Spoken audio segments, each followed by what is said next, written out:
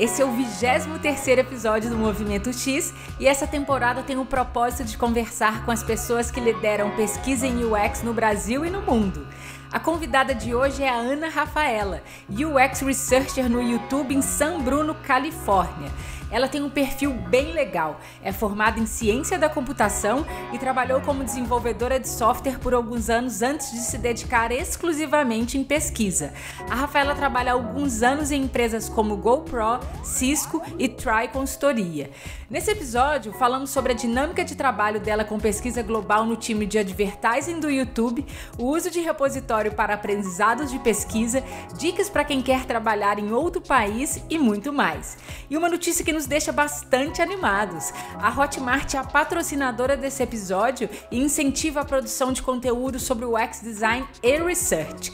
A Hotmart é pioneira e líder na América Latina na venda de produtos digitais, atua nas áreas de educação à distância, marketing digital e fintech. Está em amplo crescimento internacional e o desafio de desenvolver produtos globais.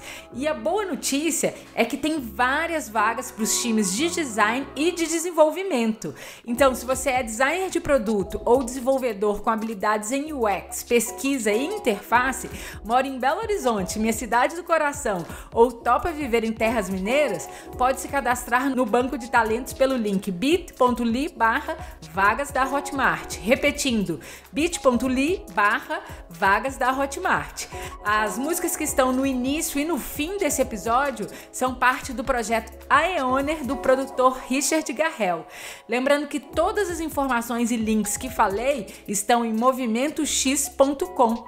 Então vamos lá. Eu sou a Isabela de Fátima e essa é a 2ª temporada do Movimento X.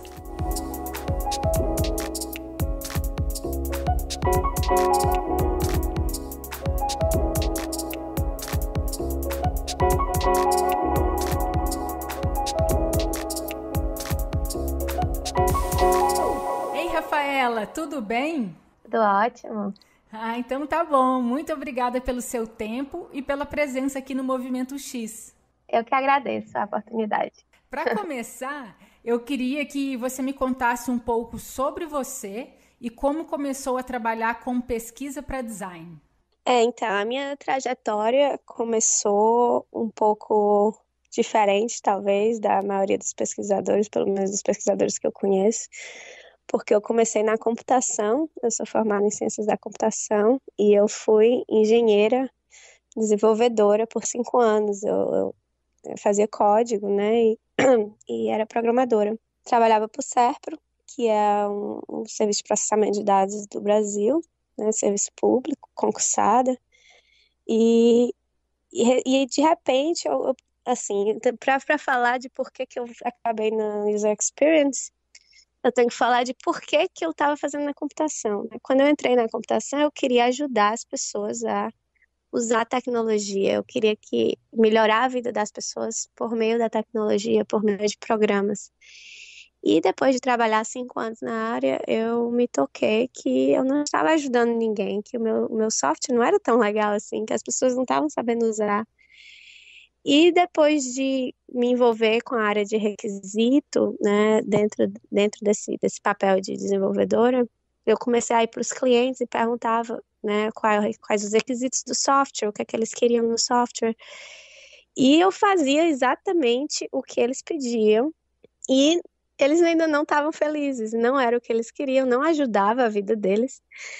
Eles basicamente continuavam fazendo as mesmas tarefas, não estava ajudando em nada a melhorar o processo de ninguém, e ninguém sabia usar.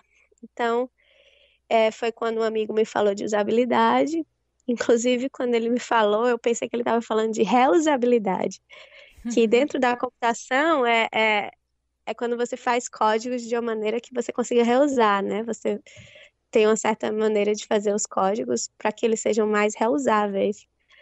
E aí eu falei, não, mas reusabilidade, não estou interessada. Ele, não é reusabilidade, é usabilidade. Aí ele me explicou o que era, porque eu não tive uma disciplina na computação sobre isso, aliás, deveria ter tido, mas não tive. E aí eu achei que seria ótimo aprender a ser designer, então eu quis ser designer, né? E aí eu larguei tudo e fui fazer mestrado em interação humano-computador na Carnegie Mellon em Pittsburgh, nos Estados Unidos. E aí foi aí que eu aprendi o que era, né? E aí foi aí que eu comecei a estudar um pouco mais de psicologia, coisa que eu adorava, mas era mais um hobby, assim. Eu sempre fui muito interessada em entender como os seres humanos pensam e o comportamento humano, e eu adorava estudar textos de psicologia, mas nunca tinha nada como a minha profissão, né? E aí eu comecei a estudar, na verdade eu estava na intenção de ser designer, mas comecei a ver essa coisa de pesquisa e me apaixonei, porque para mim foi uma felicidade tão grande quando eu comecei a entrevistar usuários e eu via que eu descobria coisas que nem eles próprios sabiam que era a necessidade deles, né? E aí foi que eu me toquei, é assim que você tem que perguntar. Eu estava fazendo tanta pergunta leading, né? Como que fala leading questions em português? Que eu queria aprender essa parte. É tipo que você tá enviesando, não, mas que você tá levando ele a É, responder. Você tá levando ele a responder algo que você quer, na verdade. E não. exato. Leading questions, exato. Eu tava fazendo, né? E eu não sabia que eu tava perguntando as coisas da maneira errada, né? Eu não sabia que o usuário não sabe necessariamente o que ele quer. E, e usuários não são designers, né? E eu me lembro do meu primeiro dia de aula, o professor chegou na aula de métodos, né? Metodologias de pesquisa. E ele escreveu no quadro bem grande, It's not the user's fault, né? Não é, a culpa não é do usuário. Aí eu pronto, me apaixonei. Eu sabia que não era do usuário, nunca foi do usuário. Então foi assim, aí desde então eu meio que larguei a computação. No mestrado eu ainda codifiquei um pouco, porque a gente tinha que fazer um projeto do início até o final. E aí depois também, depois que eu me formei, eu trabalhei em Portugal, numa empresa de tecnologia. E aí eu era também a equipe de de UX, né? Eu fazia tudo. Eu fiz a pesquisa, eu fiz o design, eu fiz o protótipo e eu codifiquei. E aí foi a última vez que eu codifiquei, isso foi em 2011. Hoje em dia eu não sei mais nem o que é um código. Mas, mas o conhecimento fica, né? A gente sempre sabe como pensar de maneira engenheira. E como foi para você focar em pesquisa e fazer esse twist, né? Em virar a chave? Na verdade, eu queria ser designer, né? E aí eu comecei, mas esse curso que a gente tem na Carnegie Mellon, que é o Masters in HCI, ele faz você passar por todas as fases ligadas à user experience. Inclusive, várias pessoas que se formam nesse curso terminam como prototipadores, né? Eles são ainda codificadores, mas trabalham muito próximo à equipe de UX para trabalhar só com protótipo. Eu achei que eu ia para a parte de design, mas eu comecei a ver que eu não gostava muito dessa fase. Quando chegava a fase de design depois da pesquisa, dava uma preguiça e eu era muito perfeccionista, nunca gostava do que eu tinha feito design, sempre achava um problema com tudo que eu fazia design. Ah, não, mas algumas pessoas vão pensar isso, algumas pessoas não vão entender isso.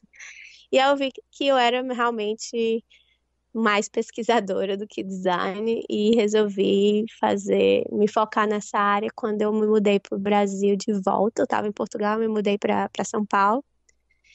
E aí eu trabalhei na TRAE, TRAE Consultorias e Pesquisas, e aí aprendi muito na TRAE, porque eu estava fazendo só pesquisa. E aí da TRAE eu já vim para cá, para o Vale, e já quando eu vinha já me rotulei como pesquisadora e não peguei mais nenhum trabalho de design. E como que essa sua experiência, né, com a sua formação em ciência da computação e o seu trabalho como desenvolvedora de software, contribuiu para o seu trabalho como pesquisadora hoje? Ótima pergunta, porque eu queria falar sobre isso. Contribuiu muito, porque eu vejo o papel do pesquisador como uma ponte entre o designer e o engenheiro, né, e o desenvolvedor, que normalmente são pessoas que pensam de maneira muito diferente e tem esse gap, né, eles não conseguem se comunicar e tem uma certa relação de ódio um entre o outro. E eu vejo a pesquisa como uma maneira de unificar isso, de comunicar. O engenheiro, ele é muito bom em resolver problemas, mas talvez não tão bom em identificar problemas. Então, como eu fui engenheira, eu consigo entender e ter uma capacidade maior de conversa com o pessoal da engenharia. Mas, ao mesmo tempo, eu também tenho um treinamento em design e eu consigo pensar mais abstrato, como eu digo, abstratamente, Abstrato. É, de é, maneira abstrata. perfeito, eu acho isso aí, de maneira abstrata. Desculpa, E mas te interrompi para tentar contribuir com a palavra. Não, obrigada. Pois é, de vez em quando vai acontecer isso. Meu Deus, que vergonha. Que eu aprendi, desaprendi o português. É, e outra coisa que ajuda também é entender código, né? Então, assim, às vezes você chega para um engenheiro e você diz, ah, mas eu queria fazer isso, aquilo, vamos mudar isso aqui porque os usuários não estão entendendo. E aí sempre tem aquele engenheiro que tenta lhe engabelar, né? Ele diz, ah, não, mas demora muito, isso é muito complicado. Então, como eu entendo, eu consigo dizer, não, não é complicado. E aí eu falo para eles, e quando eles sabem que eu tenho, né, a minha formação em engenharia, eles não tentam mais me enganar tanto, né? Então tem aquele choque inicial, mas aí depois tem um certo respeito que é ganho, e eu acho que ajuda bastante também. Muito legal ouvir isso. E hoje você é UX Researcher no YouTube. Qual o seu papel? Eu trabalho com a equipe de ads, né, anúncios, propaganda, não sei como seria a tradução, mas a gente trabalha com a parte de propaganda do YouTube. Então, não só do YouTube, mas como todos os serviços do YouTube. YouTube Music, YouTube Kids, YouTube TV, eu não sei se esses serviços já chegaram no Brasil, mas tem vários serviços diferentes, né? E como a gente está trabalhando com toda a propaganda que aparece nesses serviços, nesses aplicativos, eu tenho que me comunicar com todas as equipes de UX do YouTube, né? Tudo que a gente faz precisa ser em colaboração com eles. E a parte que a gente trabalha, assim, para te explicar, eu tenho que explicar como funciona o YouTube. Nós temos 3 usuários básicos, né, do YouTube, que são os creators, né, os criadores, que na verdade é o que o pessoal chama dos YouTubers, que é o pessoal que está fazendo vídeo e postando, né? Nós temos os viewers, que é quem assiste, e nós temos os advertisers, que são as pessoas, as empresas que anunciam no YouTube. A minha equipe é responsável pela parte dos viewers, né? Então, quem está assistindo. E o nosso papel é fazer com que as propagandas não sejam uma coisa muito annoying, como eu falo annoying, tipo, que não disturba muito as pessoas, né? Como é propaganda, a gente sabe que não dá para ser assim, ó, meu Deus, eu amo propaganda. Sabemos disso. Também não temos controle sobre que conteúdo a propaganda vai ter. A minha equipe trabalha, quando eu digo a minha equipe, é os designers, os product managers e os pesquisadores, a gente trabalha com os formatos dos anúncios. Então, não sei se você já viu atualmente, antigamente a gente tinha só um anúncio de vídeo, né? Uma propaganda. Agora existem já, alguns vídeos têm 2 seguidos. Fizemos um estudo para entender se seria recebido com muito ódio ou pouco ódio. Mas não, tô brincando, assim, a gente realmente, o YouTube se preocupa muito com os nossos viewers e com a perspectiva, a percepção que nossos usuários têm da plataforma. Então, é sempre muita proteção e a gente não é, assim, evil, né, como as pessoas podem pensar, que só queremos colocar propagandas a todo custo. Não, o objetivo da gente é exatamente, principalmente da parte de pesquisa, né, e o meu papel é estudar qual o impacto que tem no usuário de termos esses novos tipos de propagandas, porque também não é só vídeo, temos vários outros tipos de propaganda nessas plataformas. Então é mais ou menos isso. E só dando um passinho para trás, em qual YouTube você está hoje? Em que lugar do mundo? Não te perguntei isso ainda. Ah, sim, verdade. Eu estou em São Bruno, que é o headquarters, na verdade, do YouTube. E a equipe na qual você acabou de mencionar, ela tá aí também ou ela tá espalhada? Então, a gente está dividido um pouco. Tem gente em Los Angeles, tem o pessoal do advertiser, né? A equipe dos anunciantes está mais concentrada em Zurich, na Suíça, e temos também algumas pessoas em Mountain View, porque como essa parte de ads ela é um pouco híbrida entre YouTube e Google, aliás, cabe ressaltar que YouTube e Google é a mesma empresa. Eu sei que algumas pessoas sabem disso e todo mundo aqui no Vale do Silício sabe, mas já tive várias experiências de pessoas que não sabem, né? Minha mãe, inclusive, quando eu disse que trabalhava para o YouTube, ela disse, mas você pensei que você trabalhava para o Google? Eu, não, é a mesma coisa. Então, por causa disso, várias pessoas da nossa equipe, da parte de ads, né, de propaganda do Google, estão também em Mountain View. Então, a gente tem reuniões em vários lugares diferentes e tem várias reuniões também remotas, né? E você está há mais ou menos uns 2 anos no YouTube, né? O que mudou no seu trabalho ao longo deste período? Como assim? O que mudou do meu emprego anterior para esse ou durante o tempo no YouTube? Durante o tempo no YouTube. Desde o início da sua experiência no YouTube, você está envolvida com ads? Sempre na tribo, vou chamar de tribo ou tribe, né?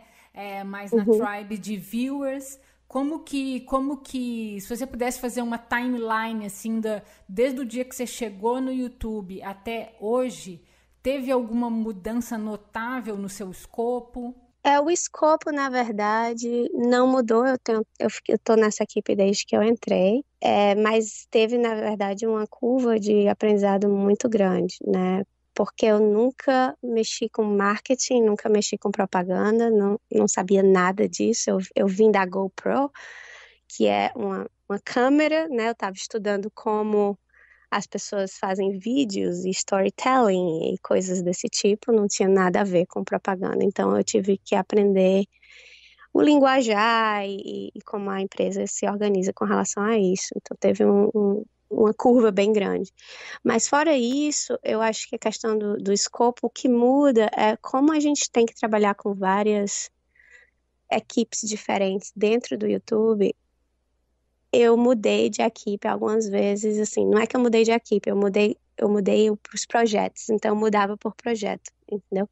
Então, assim, eu já tive projeto com o YouTube TV, eu já tive projeto com o YouTube Music, eu tive projetos com outras equipes, e dentro também da parte de formatos dos anúncios, nós temos coisas específicas, por exemplo, alguns anúncios são que a gente chama de brand, né? São anúncios que a gente está contabilizando só o tempo de visualização, né? Não importa o que o usuário vai fazer com aquele anúncio. Nós temos o Direct Response, os anúncios de Direct Response, que são anúncios que a gente está procurando a convergência, né? Está procurando o número de cliques, o número de pessoas que convertem, que compram ou baixam o aplicativo, se for um anúncio de um app, por exemplo, né?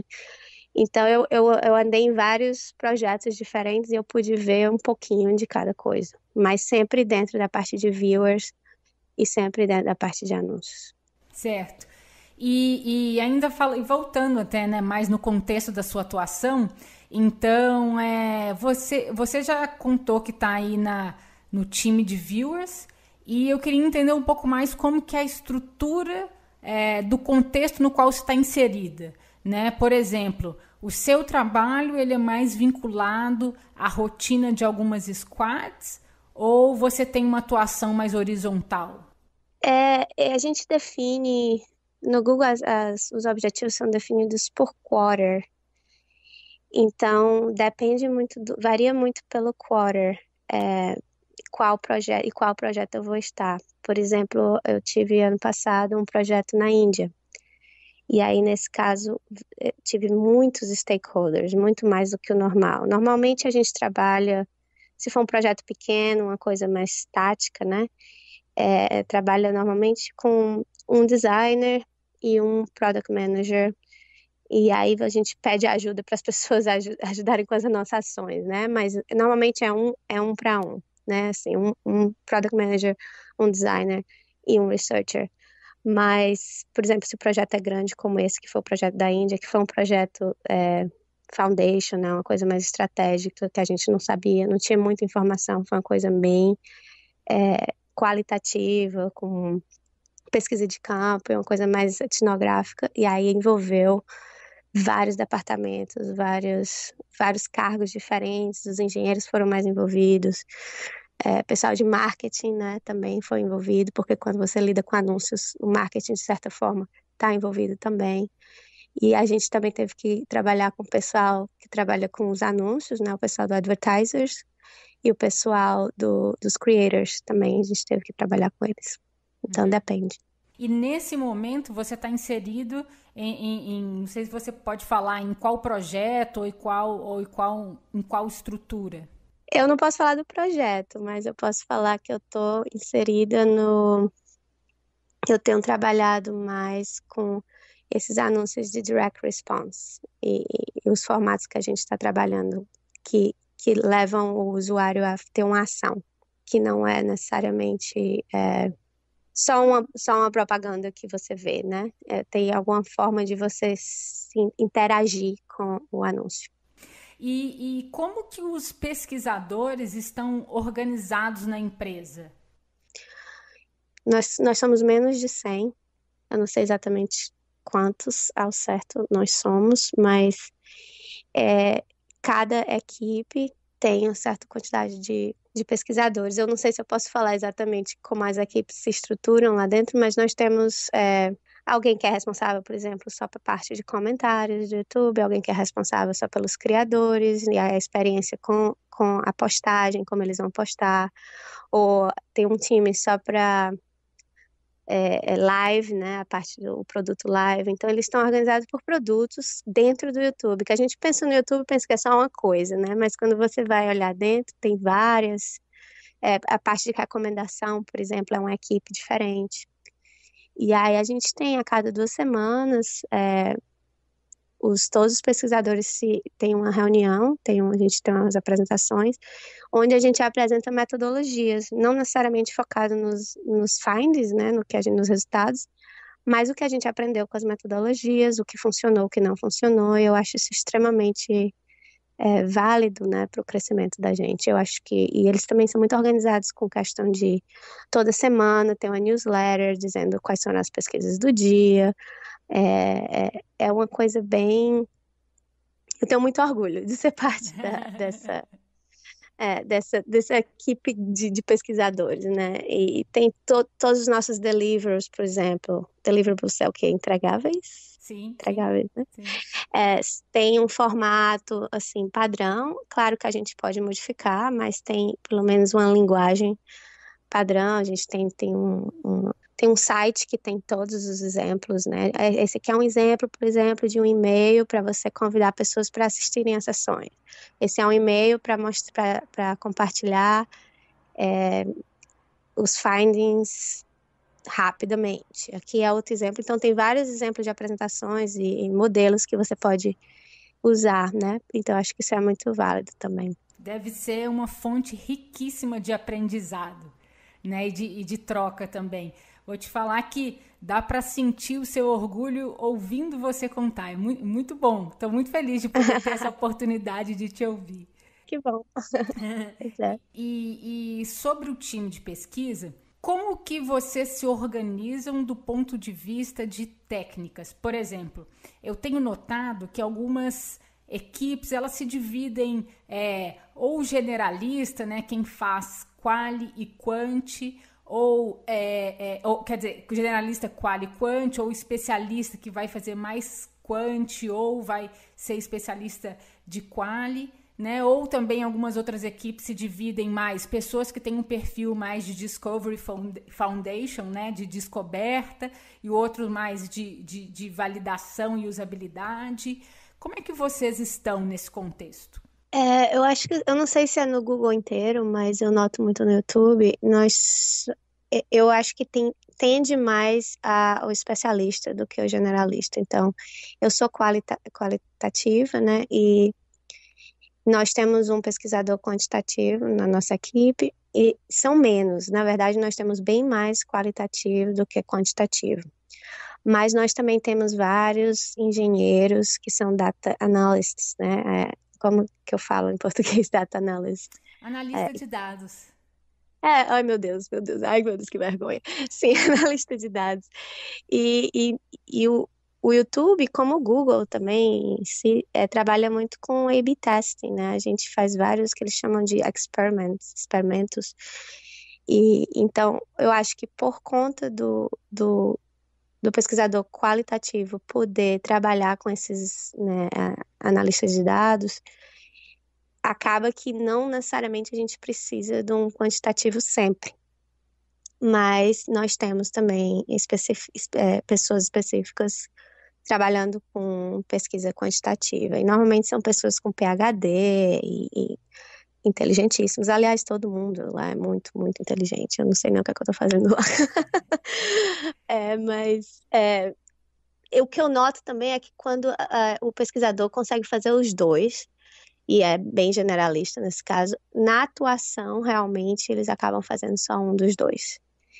E normalmente é o que a equipe precisa mais. Então, digamos que eu sou generalista, mas na minha equipe só tem qualitativos, eu vou atuar mais na parte quantitativa para poder fazer o balanço, né? Agora, com relação ao tipo de pesquisa, eu acho que todo mundo é esperado, né, de todos, que você possa fazer todo tipo de pesquisa. Ou, tanto uma coisa mais reativa, mais tática, como um estudo de usabilidade, como uma coisa mais de fundação, né, estratégica. Uma coisa que nós temos no YouTube que é bem handy, né, como que eu digo, é bem mão na roda, Mão na que roda. chama.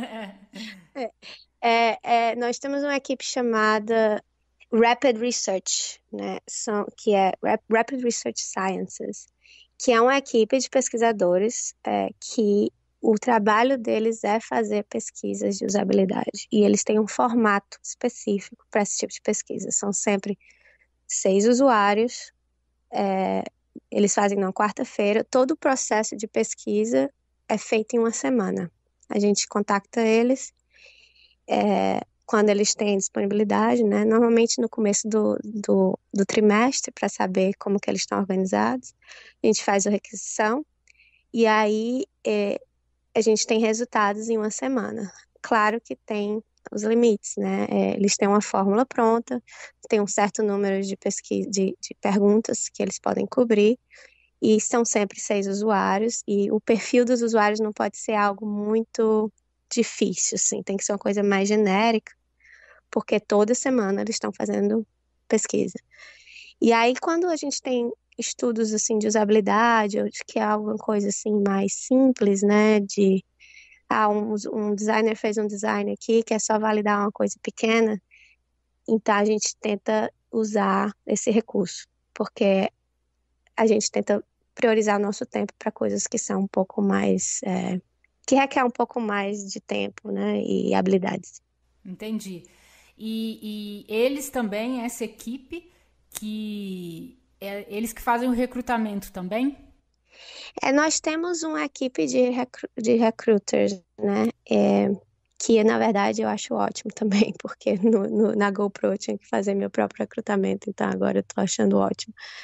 Desculpa te interromper, mas eu acho que isso é o sonho de todo pesquisador. Eu também Ai, faço o meu nossa, próprio recrutamento.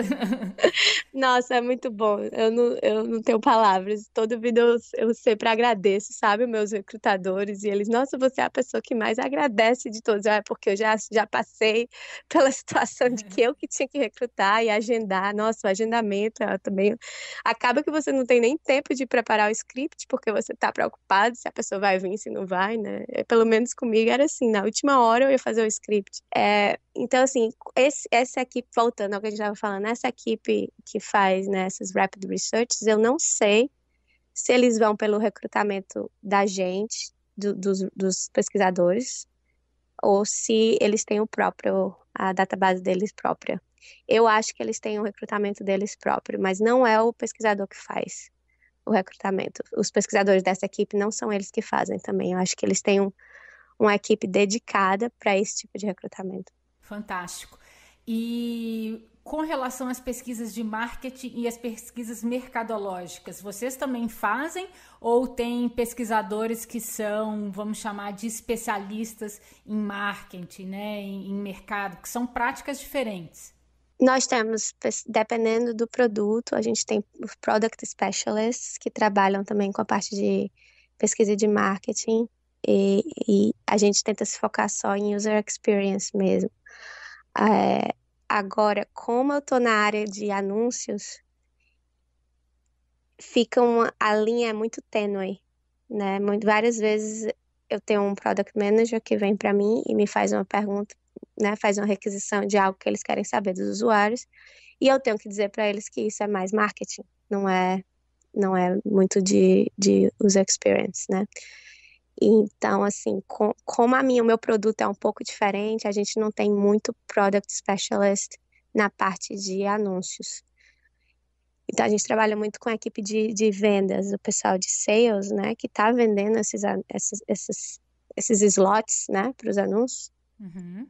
Eles têm a própria equipe deles de marketing, e esse é o pessoal que faz normalmente esse tipo de pesquisa para a nossa equipe. Mas eu sei que em outras equipes, por exemplo, a equipe de música vai ter um especialista nisso que trabalha com a equipe de marketing para música, entendeu? Interessante. E como que costuma ser o seu processo de pesquisa, né? Me conta de uma maneira geral quais são os passos desde que você inicia um projeto até a entrega dele. Então, vou te dizer, tem dois processos básicos que acontecem. Um é quando o designer, né? Eu trabalho muito próximo dos designers, a gente é praticamente da mesma equipe e a gente trabalha junto mesmo, assim, fisicamente, né? Dia a dia. Então, às vezes, os designers têm uma curiosidade ou estão trabalhando numa coisa nova e querem uma validação mais rápida. Nesse caso, eles vêm até mim e aí a gente conversa e eu proponho uma pesquisa mais rápida com eles, né? E aí a gente envolve, né? Nesse ponto eu envolvo o Product Manager, mais para cargo só para eles saberem, né? De conhecimento mesmo. A gente está fazendo isso, ok? Você tem alguma outra pergunta que a gente não incluiu aqui para incluir? E aí a gente conversa e eu tento sempre manter todo mundo informado e também envolvo os engenheiros. Uma vez que eu tenho todas as perguntas, né, as research questions, eu envolvo os engenheiros para a gente ter uma priorização e mudar, assim, se o escopo estiver ficando muito grande, o que normalmente acontece, porque todo mundo quer colocar as perguntas, né? Aí eu converso com os engenheiros, com o Product Manager e com o designer, sempre favorecendo mais o que o designer quer saber nesse tipo, porque né, o designer que veio até mim. E aí eu faço a pesquisa, tento envolver digamos, se forem sessões em laboratório, eu mando o convite para a equipe toda, né, de engenharia e de produto, e todos os designers da minha equipe, para se alguém quiser assistir, poder fazer anotação. Eu normalmente dou uns mínimos, mas é coisa minha mesmo. Eu digo, não, você tem que assistir no mínimo tantas sessões, e você tem que assistir no mínimo tantas sessões. E aí, depois a gente tem um debrief, né, normalmente diário, onde eu anoto os insights maiores. Tento no final, digamos que eu passei a semana fazendo entrevista, no final da semana eu mando algo rápido, só para a equipe inicial, a equipe principal, só o designer, o product manager, talvez o engenheiro líder, né? Assim, poucas pessoas, porque eu não analisei ainda a informação total, né? Uhum. Então eu mando para eles. E aí trabalho depois na análise e faço normalmente um relatório que é, na verdade, uma apresentação. A gente faz os nossos relatórios em slides mesmo, usando o Google, né? Usando o Google Slides. Na verdade, todos os produtos que a gente usa são Google. E esse é o processo assim, mais simples para algo rápido. Uhum. Existem também as pesquisas mais estratégicas. Nesse caso, eu vou ter uma reunião com o Product Manager, e aí eu tento entender as necessidades dele, né? E aí é quando eu começo a tentar entender como vai ser usado esses resultados, Porque se for uma coisa muito aberta, né, a gente tem que começar a focar o que pode ser, o que eu realmente posso estudar, o que é parte da minha equipe, o que seria parte do marketing. E a gente tem um processo de priorização das perguntas também. E eu trabalho também com deadlines, né? Quando o Product Manager vem para mim e pede o mundo, né? Normalmente eles pedem o mundo inteiro. Eu preciso saber quais são as deadlines deles, que tipo de informação eles precisam e quando. E aí, a partir disso, eu posso dividir a pesquisa em várias pesquisas. Eu não preciso fazer tudo numa pesquisa grande só, né? Quanto mais informação eu der para ele mais rapidamente, mais contente eles vão ficar com a nossa equipe, mais eles vão voltar e vão querer fazer de novo, né? Porque o que acontece também, o que aconteceu já comigo, não no Google necessariamente, mas na minha carreira, é que quando a gente às vezes faz uma pesquisa muito grande, né, que quer cobrir todo mundo e todas as perguntas, demora para ter os resultados. E aí, em uma outra oportunidade, o Product Manager não vem mais à pesquisa porque acha que é muito complicado e vai demorar muito tempo e tudo mais. Então, esse processo mais parcial, né, eu crio o que eu chamo de um Research Program, em vez de um Research Plan, que é um programa de pesquisa que tem várias pesquisas dentro. E aí, dessa forma, eu posso entregar o que eles precisam no tempo que eles precisam. Que bacana, muito bacana. E sobre tempo, o que que você chama assim de algo mais rápido e algo mais demorado? Como que vocês trabalham? Eu acho que rápido seria que não é tão rápido como a equipe que eu lhe falei, né, de Rapid Research. Mais rápido acho que seriam umas 3 semanas no mínimo, 3 semanas a um mês. E o mais demorado, eu acho que seria, por exemplo, esse da Índia, né, que foram 6 meses por causa de todo o planejamento. A gente fez estudo de diário antes de ir lá, fez entrevistas, trabalhamos com a agência local, então toda vida que envolve agências locais demora um pouco mais. E aí demorou acho que uns 6 meses para esse. E ainda tá correndo, assim, a gente não terminou tudo que a gente queria fazer. Eu não tô mais nesse projeto, mas ainda tem outros pesquisadores que foram alocados para esse projeto. Tá. Ou seja, se a gente está falando de pesquisa de usabilidade que já tem uma infraestrutura montada para fazer aquilo acontecer, né? Com dias para ter protótipo, né? Para ter quantidade de perguntas, aí uma semana. Fora isso, que não é de usabilidade, umas 3 semanas, né? Isso. Aí, umas 3 semanas. Porque é uma semana para planejar, uma semana para conduzir e uma semana de análise com a apresentação no final. Mas, às vezes, a gente tem dependendo do assunto que vai ser estudado, é preciso envolver outras pessoas. E aí começa a ter, digamos que se for uma pesquisa que não tem muita discórdia, a gente consegue fazer em 3 semanas. Se tiver muita gente, a gente chama aqui too many cooks in the kitchen, né? Se tiver muita gente no meio, aí começa a ficar mais difícil de ser uma coisa rápida. Entendo. E que técnicas que você usa com mais frequência? Eu acho que eu tento evitar laboratório bastante, né? Apesar de eu ter feito várias pesquisas de laboratório, eu tento evitar porque o que eu estou estudando são anúncios, então é difícil das pessoas se comportarem de maneira natural, né? O que elas realmente iriam fazer quando elas veem um anúncio, estando sendo pagas para estarem lá. Então, eu tento evitar, apesar de eu fazer. Mas o que eu faço mais, que eu acho que funciona melhor, é estudo de diário. Chama estudo de diário, Diary Studies? Sim, estudo de Sim, diário. né? Porque eu aprendi tudo em inglês, mulher, eu não sei. Não, que bom que eu tô tendo a oportunidade de aprender no inglês com você.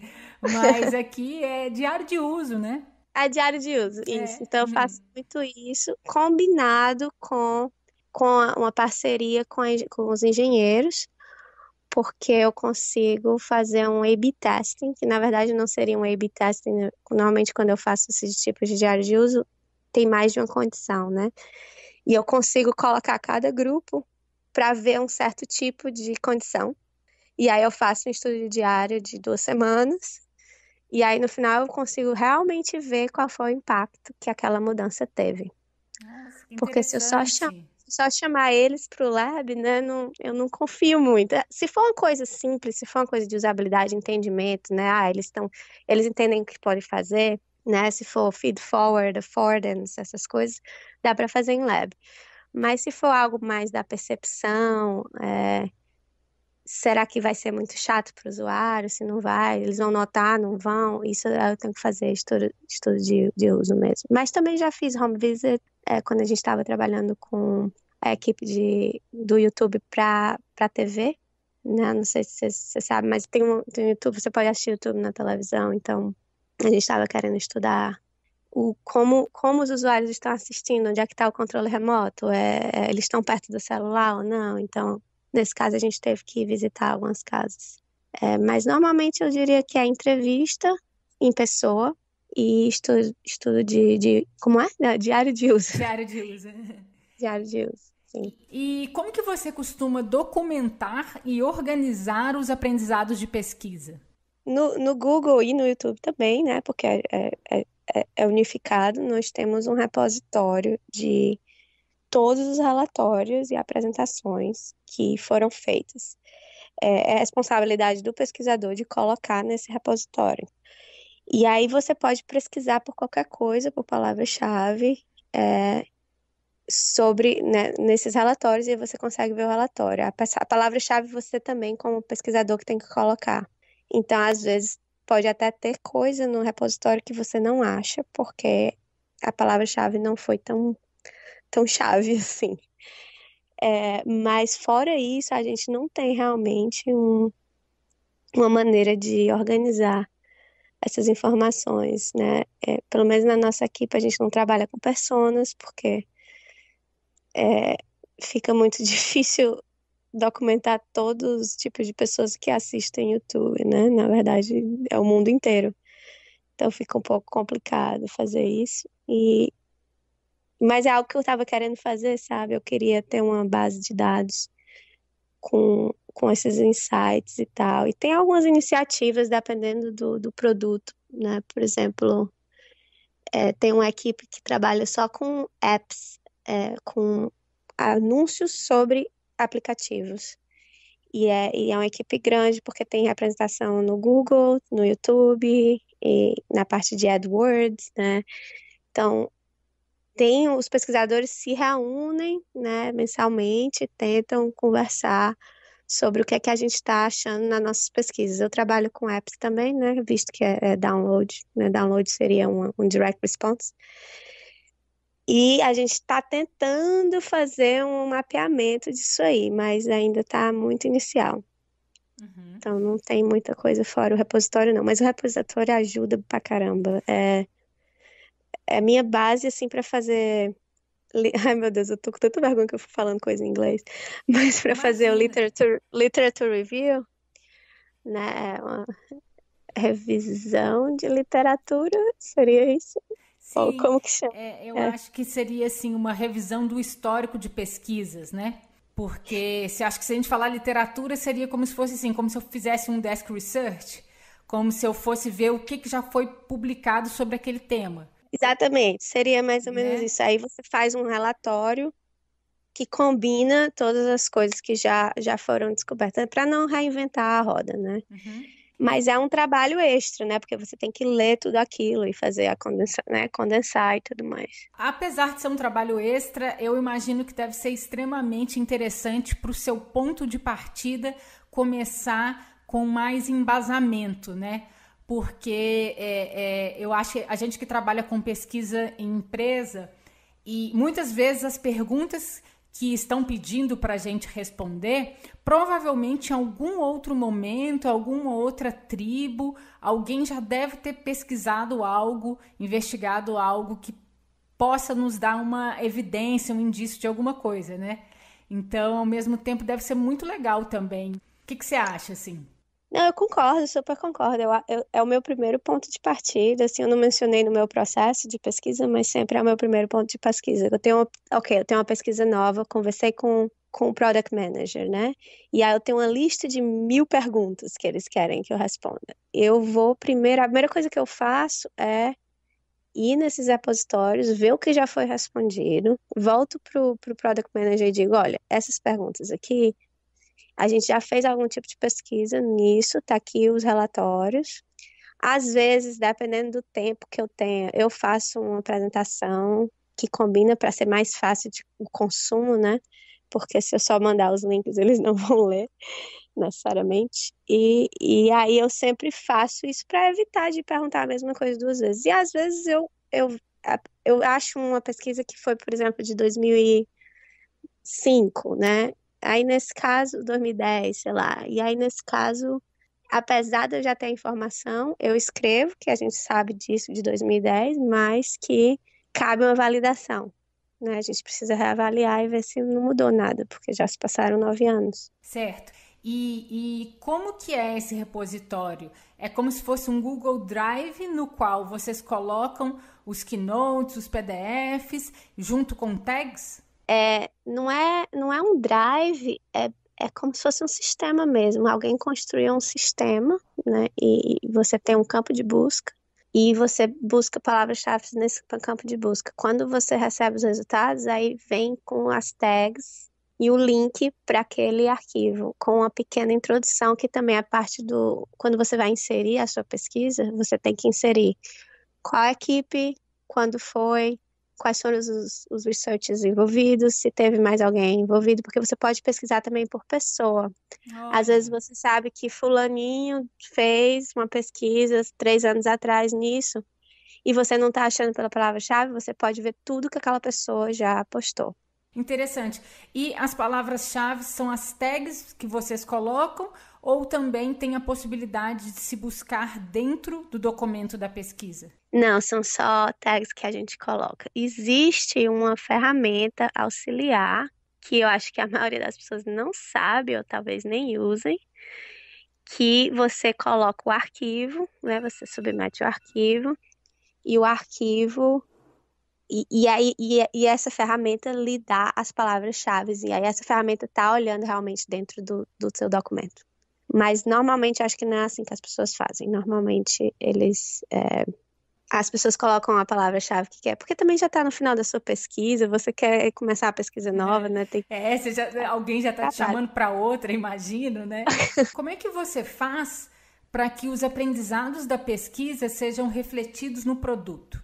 Tem algumas coisas que eu faço, né? Mas eu acho que é um constante aprendizado para melhorar isso aí também. Algumas coisas que têm funcionado comigo é logo no início envolver o Product Manager, porque é ele que no final do dia vai poder realmente fazer alguma mudança.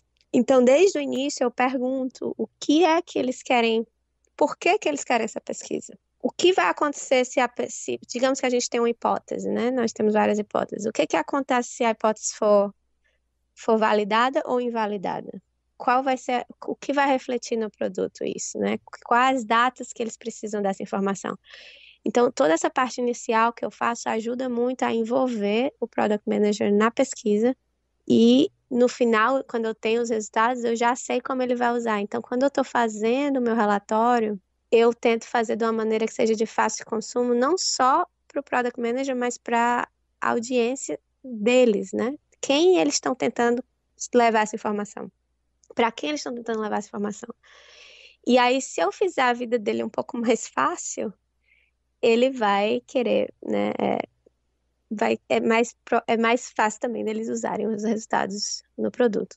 Outra coisa que ajuda muito é sempre fazer uma metodologia híbrida e combinar não só a pesquisa qualitativa que eu estou fazendo com os números, né? Os números não mentem, então a gente tenta trabalhar com os cientistas de dados, com esses A/B testings, né, que eu te falei, os experimentos, que não, quem fazem são os engenheiros.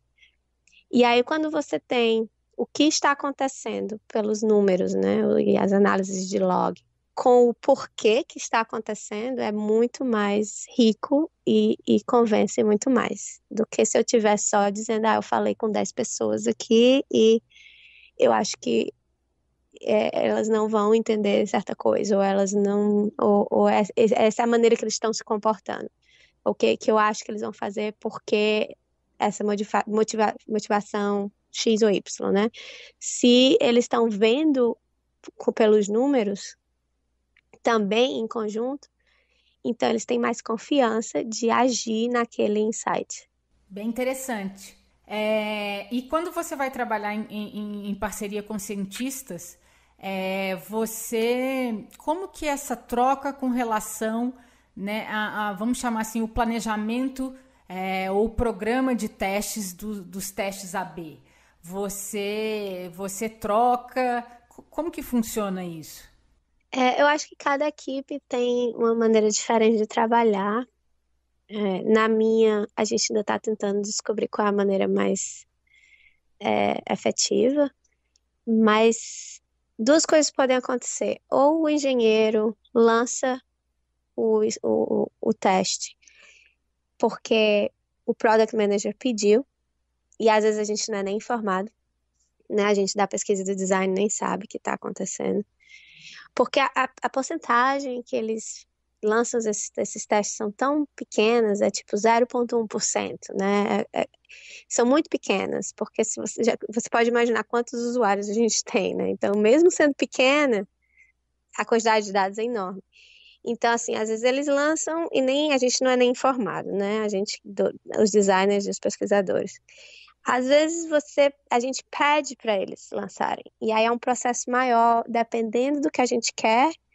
Pode ser que seja só uma modificaçãozinha, né, de alguma coisa que já foi lançada, ou pode ser algo mais complicado. Se for mais complicado, a gente tem que ter aprovação para o uso de recurso e do tempo deles e tudo mais. E aí eu acho que é quando é valioso a minha experiência com engenharia também, porque eu posso conversar com eles e dizer, não, isso aqui é simples, a gente pode fazer isso rapidamente, né? Mas é uma coisa meio orgânica, a gente ainda está tentando descobrir como esse processo deve ser feito, e também, assim, às vezes a gente já tem um experimento, e aí algo acontece, a gente vê uns números que geram uma pergunta de pesquisa, e aí eu faço a pesquisa para entender o que está acontecendo. E às vezes acontece o contrário, eu faço a pesquisa qualitativa primeiro, e aí a gente lança o teste, e aí vê o que está realmente acontecendo. Entendi. Esse é um ponto que me chama muita atenção também, porque às vezes a gente faz uma pesquisa quali e aí você tem algumas evidências de que um caminho, por exemplo, seria interessante, mas aí vai para o teste AB e o resultado mostra que, na verdade, não é comprovado que aquilo seria o melhor, ou seja, não sei se eu vou falar a expressão certa, mas é como se fosse uma irrelevância, né, estatística. Eu acho que isso acontece. Oh, desculpa, Não, Tiago. imagina. Mas aí eu fico aquela dúvida assim, quando parar, sabe?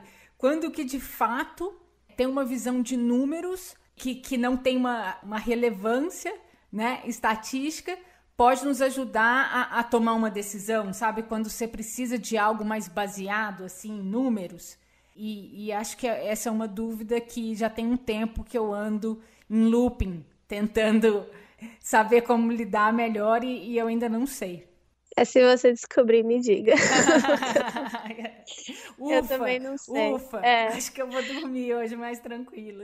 E assim, às vezes acontece, né? Acontece de você fazer uma pesquisa, você diz que os usuários gostaram, por exemplo, mais do design B. E aí você lança o teste e o que tem a melhor performance é o A. E acontece que o A foi o mais odiado durante as pesquisas qualitativas. Eu acho que entra sempre numa questão do que pergunta você está tentando responder com a metodologia, né? Porque, pelo menos assim, para a parte de anúncios, porque se alguém está dizendo, um usuário está dizendo que prefere anúncio X, não quer dizer necessariamente que porque ele prefere, eu acho o design melhor, menos, ou a usabilidade melhor, não quer dizer que vai ser o que ele vai clicar mais ou assistir mais. Ou converter, né? Ou converter. Então, assim, eu acho que às vezes que eu vi acontecendo essa inconsistência é quando as perguntas não estão alinhadas, não é a mesma pergunta. Então, por isso que você não pode comparar Eu tive já várias discussões com engenheiros sobre isso, né? Porque eles veem, mas eu confiei na pesquisa, então quer dizer que pesquisa não serve para nada, porque eu tô, né? Então você fica, não, vamos. O que eu lhe falei foi que em questão de estética, ou, por exemplo, em usabilidade, os usuários sabem usar mais esse, mas eles estão clicando mais em outro por outro motivo, que eu não sei ainda. Se você quiser, a gente pode fazer uma pesquisa para tentar descobrir o porquê disso está acontecendo. Mas as perguntas não são a mesma, não dá para comparar, né? A gente fala que it's not apple to apples, não dá para comparar uma laranja com uma maçã, né? E qual que é o principal desafio de trabalhar com pesquisa hoje para você, né, no seu ponto de vista? Eu acho que o principal desafio hoje é o desafio que foi sempre o desafio e que não continua, que não muda, que é essa questão do número de participantes. E é representativo ou não é representativo do problema e é estatisticamente válido ou não é estatisticamente válido. Porque eu acho que é o que é mais difícil de convencer e de receber um entendimento quando os seus stakeholders não entendem. Porque as outras coisas, né, tentar explicar o que é uma metodologia versus outra e tal, é até um pouco, dá para contornar na parte de evangelização.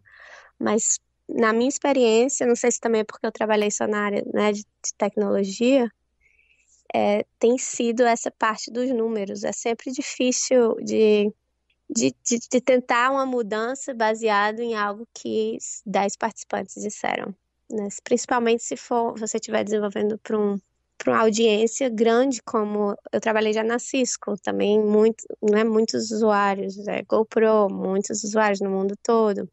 Então sempre é difícil, para mim é isso aí. E é por isso que eu comecei a usar mais técnicas híbridas para poder valorizar um pouco mais o qualitativo, mas eu acho que o qualitativo não é muito valorizado. As pessoas valorizam muito mais os stakeholders, né? Eles valorizam muito mais o quantitativo. O que você levaria em consideração para medir o nível de maturidade de UX Research em uma empresa? A gente está falando de uma empresa qualquer. Eu acho que uma coisa bem prática, né, que eu acho que você vai até rir, eles têm uma equipe de recrutamento, né?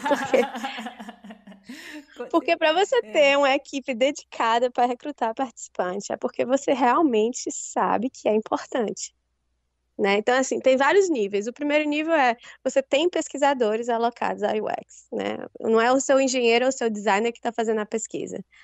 Mas eu acho que o passo a empresa mais madura que eu trabalhei foi o YouTube, porque eles têm esse serviço de apoio, né? Porque realmente a qualidade da pesquisa aumenta muito quando você não tem que se preocupar com isso. Então eu vejo isso como um sinal, assim, uma coisa simples, mas eu acho que é um sinal que a empresa está realmente dedicada a isso. Agora tem outras coisas, né? A pesquisa está envolvida no processo, né? Existem alguns requisitos antes de você fazer um launch, como que fala? Um lançamento? Sim. Antes de você, né, lançar o produto, existem requisitos de user experience, existem requisitos de pesquisa que precisam ter, né, que precisam passar antes de você lançar, ou eles estão só olhando bug, né? Porque tem muita empresa que só quer saber se tem bug. E quem olha os bugs é o engenheiro, né? Então, funciona, não funciona, mas só que aquele engenheiro sabe exatamente como a coisa funciona. Então, não vai achar os problemas, né? Então, eu acho que é isso, mais ou menos. O que você viu, leu ou ouviu sobre pesquisa que mais influenciou a forma que você trabalha? Seja assim, recentemente ou foi na vida, o que mexeu com você? Com a forma que você trabalha, ou com a sua perspectiva? Eu acho que foi um livro que chama This is Our Research, que é inclusive de um Googler, que eu não sei o nome dele agora. É do Tomer Sharon. Eu sou muito fã dele, então eu tenho esse livro dele, que é o mesmo do que a gente estava falando dos nuggets. Olha que aí, eu nem sabia, meu Deus, que vergonha. Mas eu sou péssima de nome, eu leio vários livros, eu nunca sei quem são os autores.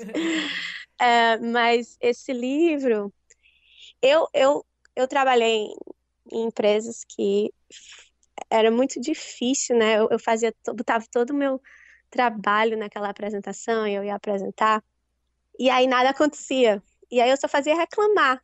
Ai, porque ninguém me entende, né? Eu era aquele pesquisador injuriado, né? Que achava que as pessoas não gostavam de mim e que só fazia reclamar porque os engenheiros não me entendem, o pessoal de produto não me entende e não brigam pelo usuário. E aí eu li aquele livro e o livro diz, bem, se ninguém está usando os seus achados e a sua pesquisa, a culpa é sua, como pesquisadora. E aí eu parei de reclamar e vi, peraí, o que é que eu posso fazer, né, durante o meu processo para que a minha pesquisa não seja em vão? Porque parte do pesquisador é esse convencimento. Você tem que convencer porque você que vai contar a história.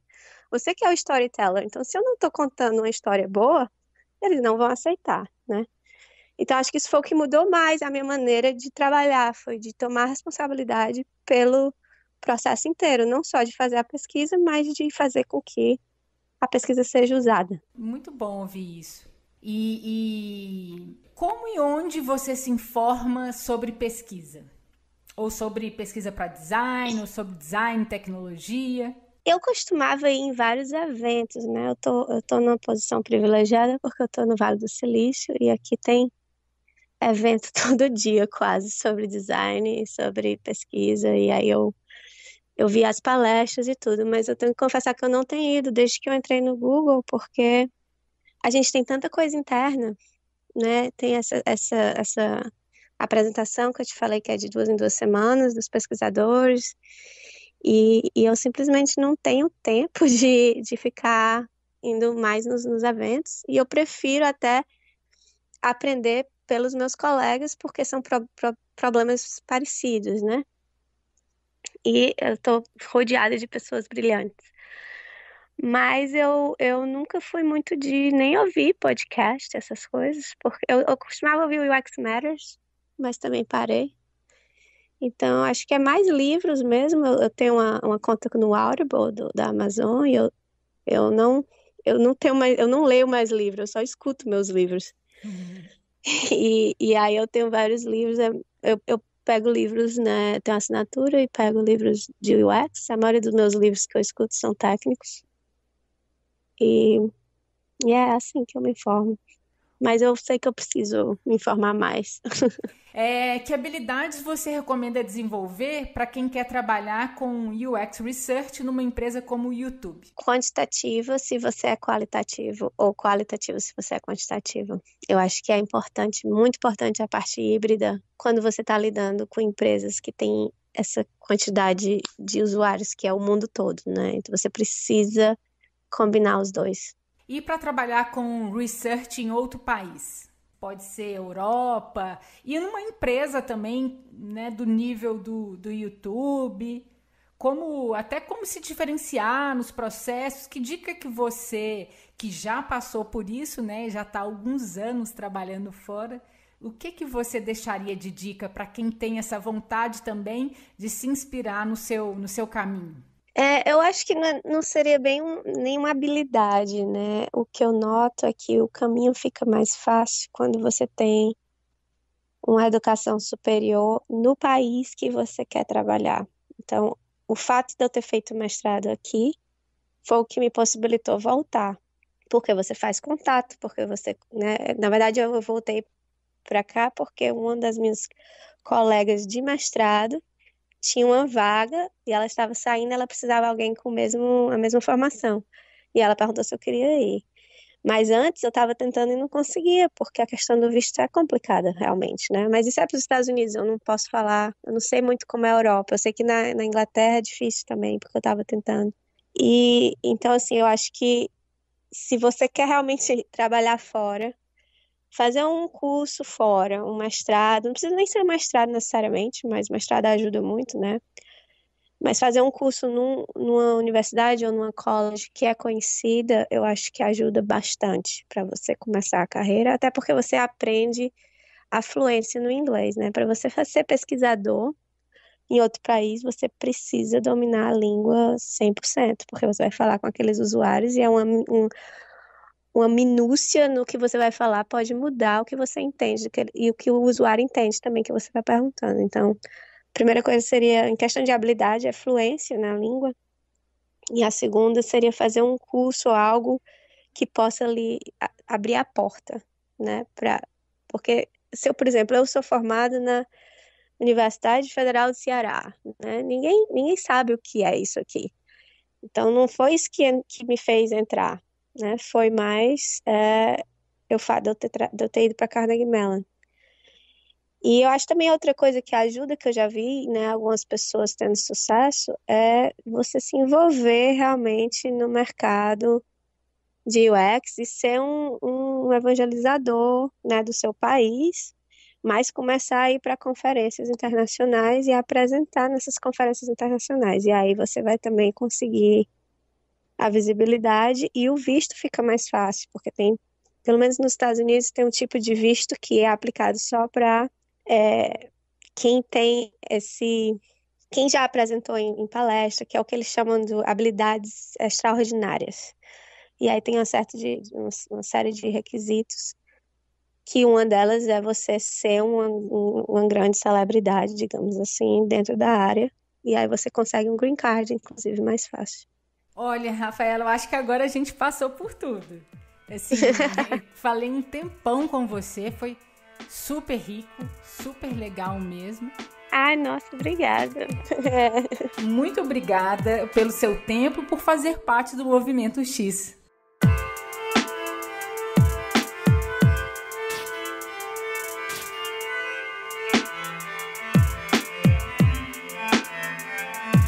Estamos chegando ao fim deste episódio e espero que você tenha gostado. Essa edição teve o patrocínio da Hotmart, pioneira e líder na América Latina na venda de produtos digitais e atua nas áreas de educação à distância, marketing digital e fintech. Está em amplo crescimento internacional e o desafio de desenvolver produtos globais. E a boa notícia é que tem várias vagas para os times de design e de desenvolvimento. Se você é designer de produto ou desenvolvedor com habilidades em UX, pesquisa ou interface, mora em Belo Horizonte, minha cidade do coração, ou topa viver em terras mineiras, pode se cadastrar no banco de talentos pelo link bit.ly/vagas da Hotmart. Repetindo, bit.ly/vagas da Hotmart. Obrigada por ouvir até aqui e até o próximo episódio.